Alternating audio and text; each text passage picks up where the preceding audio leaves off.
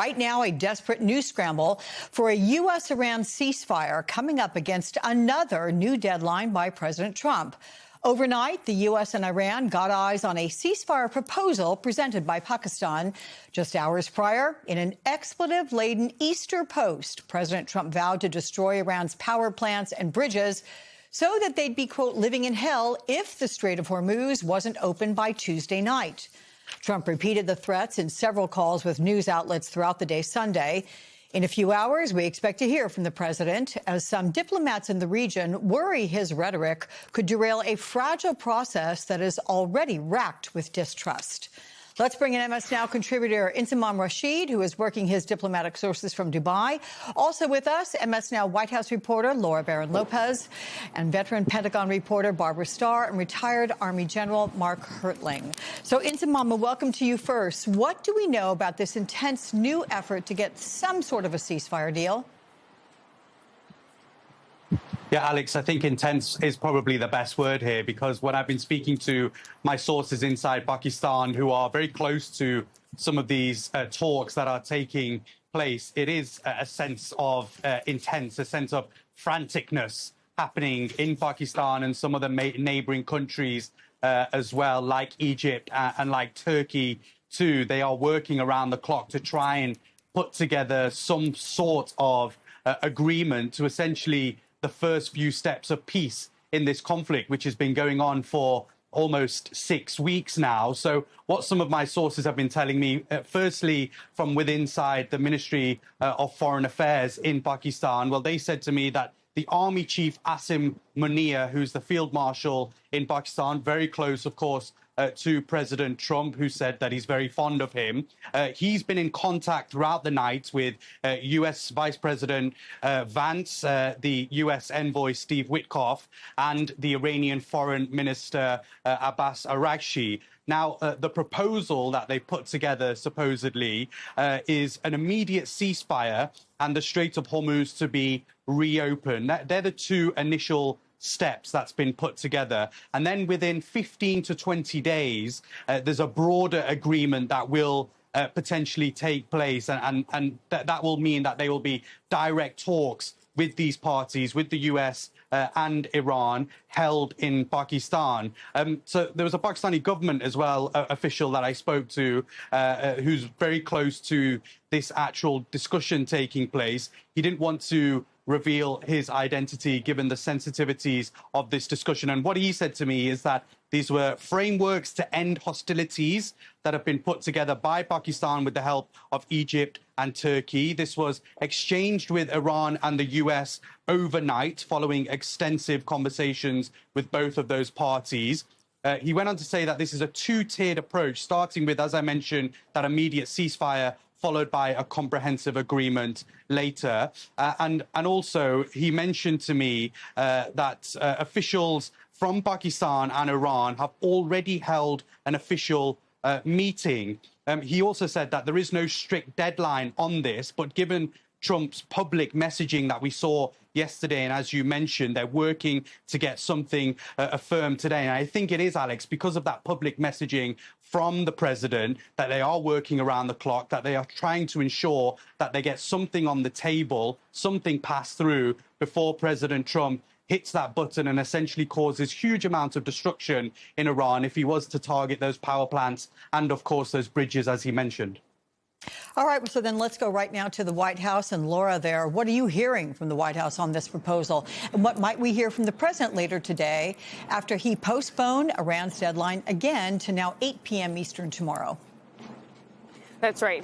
The president continues to shift deadlines and change his core objectives, Alex. But we asked the White House about the potential for this 45-day ceasefire plan, and a White House official told us that this is one of, quote, many ideas, and that the president has, quote, not signed off on it. So, again, they are continuing operations there in Iran, the White House official said, and the president is expected to speak more about this and potentially address that potential for a ceasefire plan later this afternoon when he gives a press conference to people in the briefing room. But just to go over this stark escalation over the weekend, Alex. The president posted yesterday that Tuesday would be Power Plant Day and Bridge Day, all wrapped into one in Iran, threatening to hit those power plants and bridges. He said, quote, "Open the effing straight, you crazy bastards, or you'll be living in hell," and also said, "Praise be to Allah." So stunning comments from the president there, unlike any that we've ever really seen from a president in modern history. And then he just dialed up the threats over and over again throughout the weekend when he was speaking to multiple outlets over the weekend, Alex, saying that, quote, he will be, quote, blowing everything up and taking over the oil. Again, blowing everything up was something that the president said over and over again to multiple outlets, including to ABC, where he said if they don't open and if this plan doesn't come to fruition, that, quote, we're blowing up the entire country. So, again, very big escalation from the president, and also stunning given that just last week the president and White House officials had been saying had not included reopening the Strait of Hormuz in their core objectives. The core objectives had remained decimating the Navy, decimating the ballistic missiles, as well as attempting to stop Iran from ever being able to obtain a nuclear weapon. But again, they were not as focused on the Strait of Hormuz last week, Alex. Okay. Laura, thanks for that. So, General, on what she was reporting there, the president having phoned at least 7 news outlets yesterday, in those calls, he has refused to rule out putting boots on the ground. He repeated his threats to destroy all of Iran's power plants. They are civilian targets. They would likely be considered war crimes. What are commanders supposed to do if he gives that order? Well, it would seem like most of them would get information from their their staff judge advocates saying that this would violate several protocol and articles of the Geneva Convention and the law of war. You're causing suffering of civilians in a country more than you're affecting the military might of Iran. So that's the weighing potential. And it's clearly stated in those Geneva articles on how you judge what you can strike based on the harm it provides to non-combatants, the civilians of the country. So truthfully, the commanders on the scene will be put in a very tough spot. To me, this would appear to be an illegal order, an unlawful order, asking the soldiers or the airmen to do things that they shouldn't do and that violate the Geneva Convention. So, General, that means that they might be obliged to not follow their commander-in-chief's order, right? I'm just curious, in your vast experience, how often does that happen?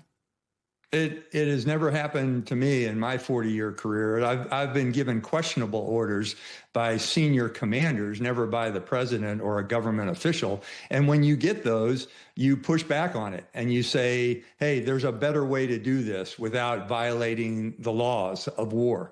And you usually come to an agreement based on legal advice, terminology.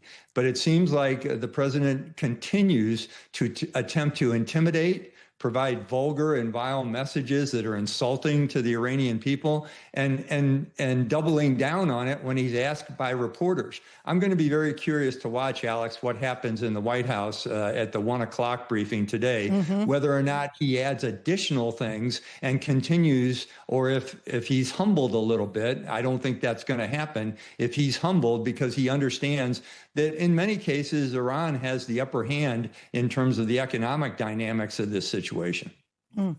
Barbara, you've covered many wartime presidencies. What do you make of Trump's coarse threats this weekend, then immediately followed by his media PR push?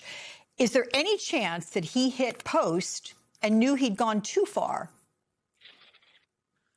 Well, who knows what goes on in President Trump's mind? I don't think any of us do. But I think there is one fundamental thing that folks are looking at, to follow up on what General Hertling said. Illegal orders. What he is asking the military to do is basically go against its very moral center that it has had since the founding of the nation, which is to follow the law, to be a force. Let's face it, a force for good in the world, a force for trying to bring peace, trying to end conflicts, not to blow everything up. That's not what the U.S. military does, and that is not the moral center of the U.S. military. So one of the things that strikes me very much about what the president is doing If he is determined to present the U.S. military to the world as no longer having that moral center, as being even willing to contemplate illegal orders, he's essentially handing Iran a victory. That's a huge victory to Iran that they can sadly enjoy a lot of propaganda victory on. I don't hope it will come to that, but I think that is what is at stake for President Trump.